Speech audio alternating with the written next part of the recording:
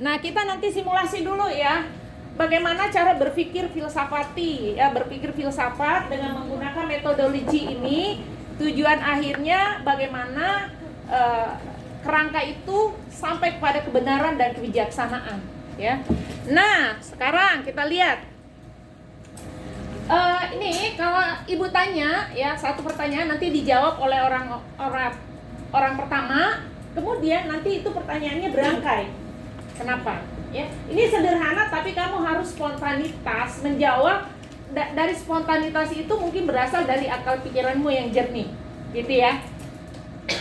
Bisa. Jadi nanti ibu tanya dari orang pertama, kedua, ketiga, sampai mengulang sampai dapat semua, ya. Oke. Nanti ini pada orang terakhir itu bisa kita akan lihat bahwa masalah pertama itu bisa menjadi jawaban daripada pertanyaan kedua, gitu ya. Begitu juga ketiga, keempat, kelima, sampai nanti pada akhirnya betul-betul ini masalah pertama ini merupakan jawaban dari ini, dan semua itu terangkai. Namanya siapa? Mayang. Sekarang kita lihat ya. Ini sederhana sekali ya. Mayang, kenapa kamu terlambat datang ke kampus hari ini? Karena macet, Bu. Karena macet. Berikutnya, kenapa macet di jalan? Ada yang kecelakaan. Kenapa terjadi kecelakaan? Karena tidak konsentrasi. Tidak konsentrasi. Ini ibu akan abadikan loh, ya. Kita akan lihat pesan mahasiswa berpikir. Ya. Ulang ibu tadi, kenapa terlambat datang ke kampus? Karena macet. Karena macet. Kenapa terjadi kemacetan? Karena ada kecelakaan. Kenapa ada kecelakaan? Karena tidak konsentrasi. Kenapa tidak konsentrasi? Mungkin semalam begadang jadi ngantuk. Kenapa begadang dan kenapa semalam begadang dan ngantuk? Mungkin karena Jangan pakai mungkin ya. Cara berpikir filsafat itu menggunakan akal pikiran loh.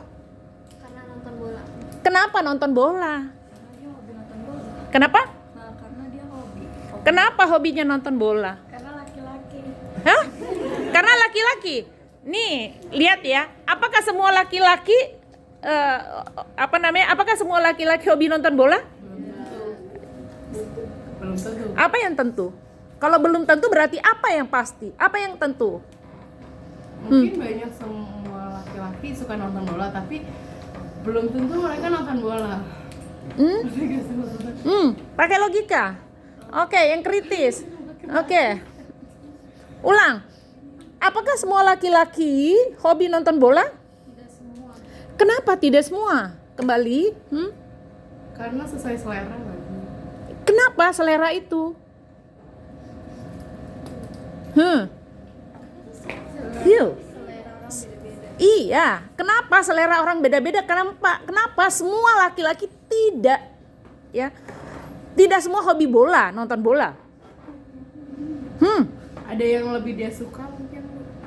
Ya, oke. Ada yang lebih dia suka. Ibu kembali. Kenapa hobi itu bisa berbeda-beda? Karena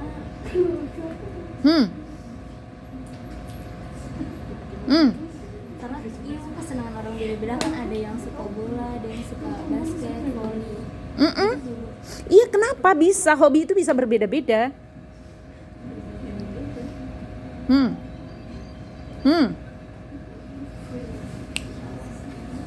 Karena cara apa ya? Udah mulai semakin sulit, sehingga membutuhkan pikiran-pikiran rasional jernih ya untuk kamu memberikan jawaban. Padahal pertama tuh gampang banget. Kenapa telat datang ke kampus? Yuk, kenapa? Kenapa setiap orang pikirannya beda-beda? Tadi itu belum menemukan ya simpul-simpulnya tuh. Kenapa? Next. Karena mungkin personal dia suka nonton bola, makanya dia Oke, ulang. Kenapa? Karena kepribadian orang-orang beda-beda. Dari kepribadian itu bisa menunjukkan hobi, gitu? Fariza, kenapa?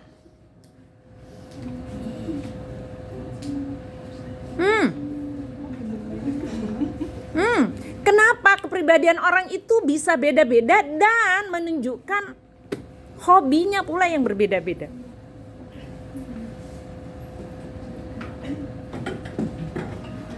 Mawar. Siapa yang melihat Mawar yang mirip dengan ibu? Iya, coba Mawar. Ini ibu masa mudanya seperti Mawar. Oke. Iya Mawar. Nih. Kenapa? Karena lahir dari orang tua yang berbeda-beda, Bu. Oke, karena lahir dari orang tua yang berbeda-beda. Karena manusia punya selera yang beda-beda dan kegiatan yang dia disukai itu juga beda-beda juga. Iya, ini tadi pertanyaan kenapa manusia yang lahir dari ibu yang berbeda-beda itu keluarnya punya kecenderungan yang berbeda-beda dan hobi yang berbeda-beda. Kenapa? Karena aku kan ada seleranya juga, kan sebelum masing-masing ada selera. Nah kegiatan tuh juga nggak satu doang, ada banyak yang lainan juga gitu. Oke, nih kata Mawar, kenapa selera itu berbeda-beda, hobi itu berbeda-beda? Karena lahir dari kepribadian yang berbeda-beda. Kenapa kepribadian itu berbeda-beda? Karena dia dilahirkan dari dari seorang ibu yang dari situnya ya sumber perbedaan itu ya. Anda lahir dari ibu yang berbeda kan? Oke. Jadi kecenderungan kepribadian berbeda pula, melahirkan hobi yang berbeda pula. Kenapa?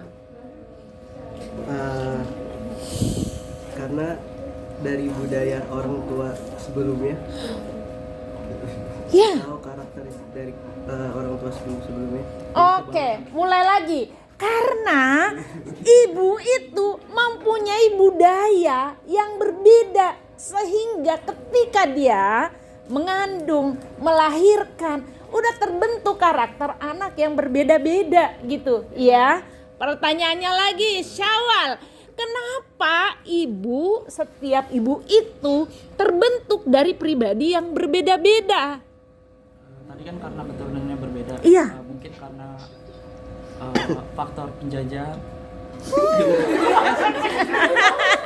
Dia udah masuk materi. Bentar dulu. Kenapa Syawal? Karena mungkin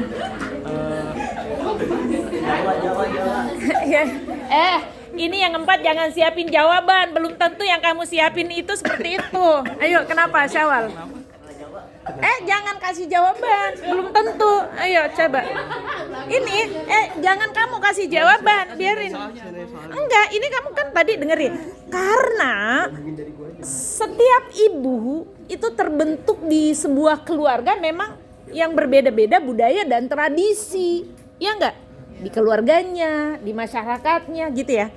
Pertanyaannya, kenapa budaya dan tradisi itu berbeda-beda sehingga bisa membentuk kepribadian yang berbeda-beda pula? karena tempat tinggal yang berbeda. Oke. Ternyata budaya itu sangat tergantung di mana kita berada. Iya enggak? Sehingga itu.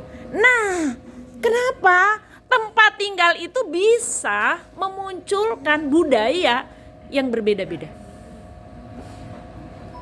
Secara geografis, ya enggak? Oke.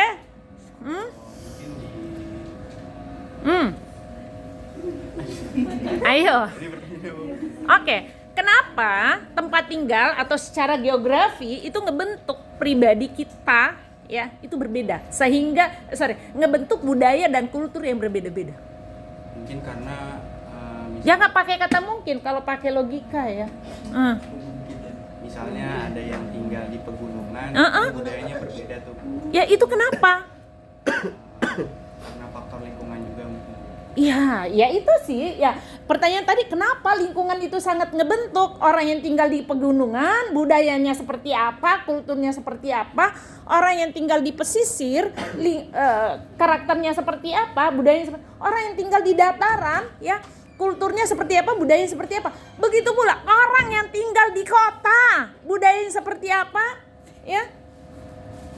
Karakternya seperti apa? Yang tinggal di desa, budayanya, karakternya seperti apa? Iya enggak? Iya. Pertanyaan itu kenapa, Sania? Iya kan? Kan tadi udah dijabarin, itu kenapa? Bisa faktor geografis itu terbentuk sekali. Ya.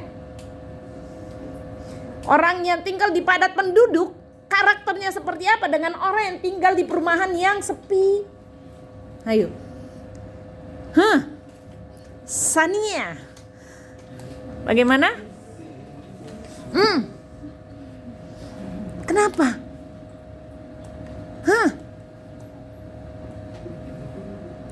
Ini kita pakai logika loh. Kenapa? Mungkin Intan. karena perbedaan daerahnya. Jangan pakai kata mungkin. Ya, perbedaan daerahnya. Perbedaan daerah. Inilah kenapa perbedaan daerah, perbedaan geografis itu ngebentuk. Kenapa? Jadi Karena apa? kebiasaan nenek moyangnya. Karena kebiasaan nenek moyangnya? Ya? Iya kah? Ya, karena kebiasaan nenek moyang. Jelas. Coba. Kenapa faktor geografis itu sangat berpengaruh di dalam pembentukan kultur dan budaya, sehingga kultur budaya membentuk kepribadian, kepribadian membentuk hobi ya salah satunya tadi main bola gitu macam-macam gitu ya. Kenapa? Kenapa?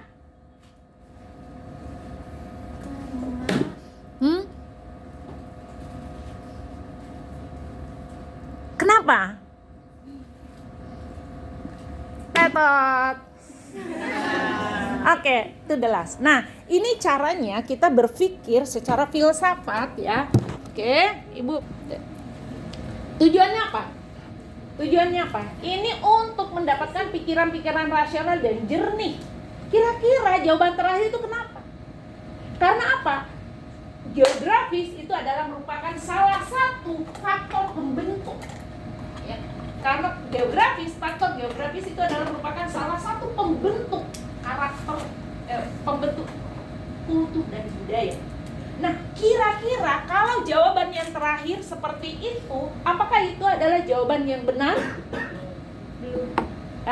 Kalau ada 40 orang di sini kita tanya lagi betul-betul sampai nggak ada lagi jawaban terakhir dan betul-betul nggak ada. Yaudah karena Allah misalkan. Ya. Dan jawaban yang terakhir itu yang disebut dengan jawaban yang paling benar. Udah mendekati pada kebenaran dan kebijaksanaan. Berarti setiap yang ada di ruangan sini memberikan jawaban, Ibu nggak bisa menjaksi Mayang tadi mengatakan Mayang terlambat datang ke kampus hanya karena dia males. Nggak boleh. Seorang filosof dari dirinya harus keluar kepribadian yang bijaksana. Karena apa? Satu faktor ditimbulkan oleh faktor-faktor lain. Ada berapa faktor tadi yang ada di sini? Coba ada berapa? 20, 30 faktor terkait satu sama lain. Terlambat datang ke kampus karena macet. Kenapa macet? Karena banyak kendaraan. Kenapa ada kecelakaan? Kenapa ada kecelakaan? Ya bla bla. Itu. Nah, dan kita memaklumi itu semua. Memahami semua itu. Dan itulah pikiran bijaksana. Kalau pendekatan filsafat ini dipakai untuk mengkaji satu masalah atau satu kasus tertentu, baik di lingkungan sehari-hari, di pemerintahan, itulah yang disebut dengan kajian akademis. Berjenjang, bertahap, semua aspek dikaji gitu ya, sehingga hasilnya gak ecek-ecek, gak main-main. Itu komprehensif loh kajiannya. Itu menyeluruh loh kajiannya, semua aspek dikaji sehingga hasilnya pasti akan mendekati ya kebenaran. Gitu ya. Oke, ini bekal Anda nanti ke depan sehingga pikiran mahasiswa itu betul-betul tajam. Kan selalu kenapa? Iya kan? Nah, baik Anda sekalian ya.